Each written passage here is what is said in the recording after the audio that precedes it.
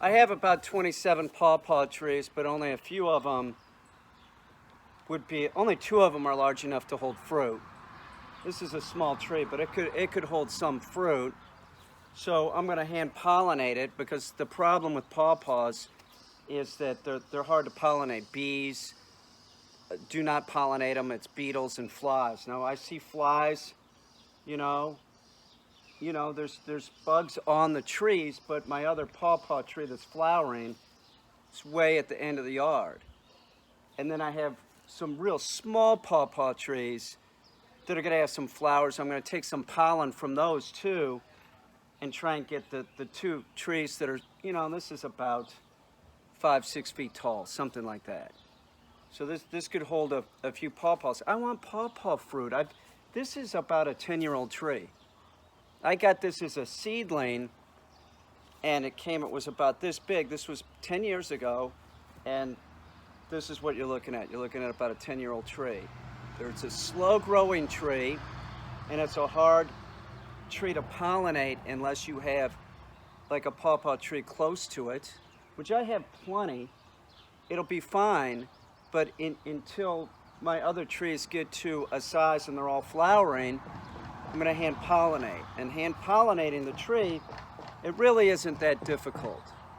It really isn't. It's very easy. Now, if you're looking inside the pawpaw, you'll see the inside should be green and kind of shiny looking. That's when the flower's still a female plant.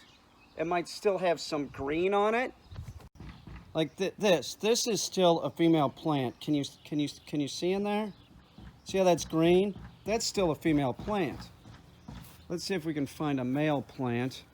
Here, the older ones, like this would be going into male.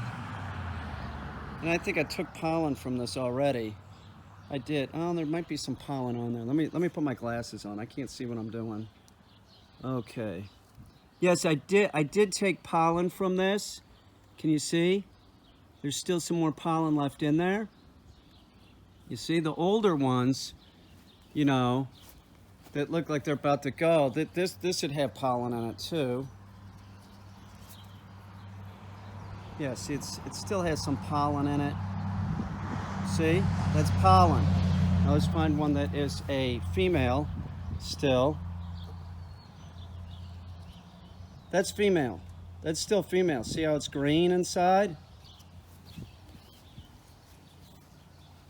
That is male. See all the pollen in that? You can see that real good. That is where you get the pollen from. And you do it by taking a brush.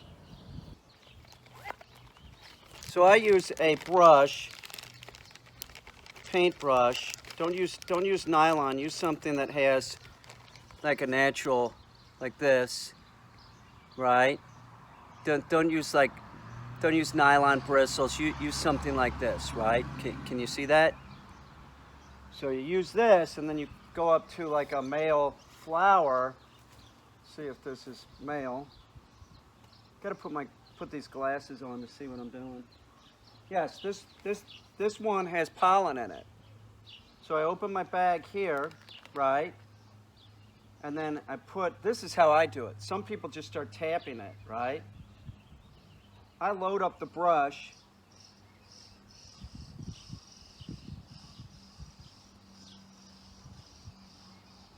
So I just put the bag open like this, and I load up the brush.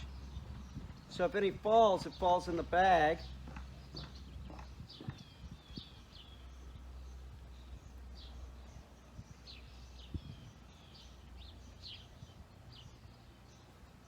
Okay, so can you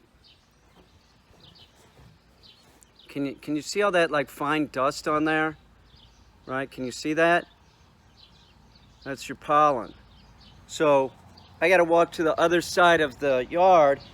It's windy. I hold it inside the bag so that the pollen doesn't blow away. I get it from one tree, take it to the other tree. Do you understand? This is how I do it. You could do it however you want, but I am warning you, don't try and use a nylon bristle brush. That's not gonna collect the pollen. Use natural hair. Just use a cheap brush, but make sure that it's like, you know, use it, you know, natural fiber. I don't know if you can see this. See all the pollen in there? I'll put my brush in here.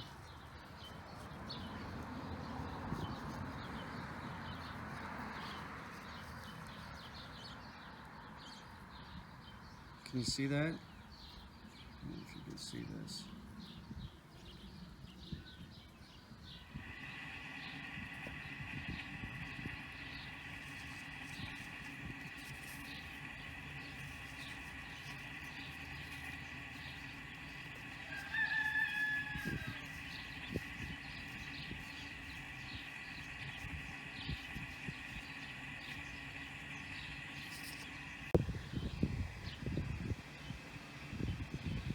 Can you see that? See all that pollen on there? Now I take it to the other tree. So like here's the other tree. This one, I already took pollen from it, right? See how it's all big and it's all the way open? But this one behind it, this is still this is still female. See how it's green in there?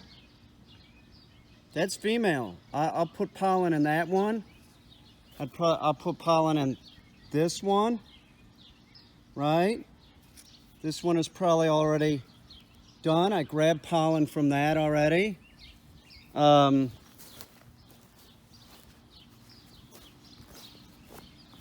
just stay up on it when they're flowering. I mean, I don't want to overload this tiny tree. I just want a few pawpaws. So take the brush and put it in there, right? Go for the base. Pull it out, put it back in there. Pull it out and put it back in there. I'm gonna have pawpaws. I like pawpaw.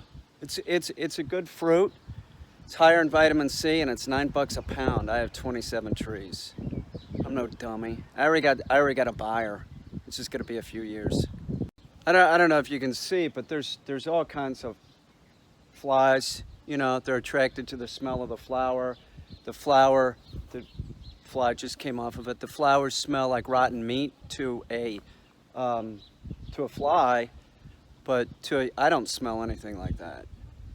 Somebody said, well, I don't want pawpaw trees because the flowers stink like rotten meat. Well, not really. They don't. They don't. If you are going to plant pawpaw trees, that the pawpaw tree needs another pawpaw tree to pollinate it. If you have a cultivar that is the same, it's not going to be able to pollinate it. So if you have two of the same Peterson's pawpaws, those aren't going to pollinate each other. That's a graft. So make sure that you get different cultivars, seedlings. Like this seedling is from Michigan. So is the one up front.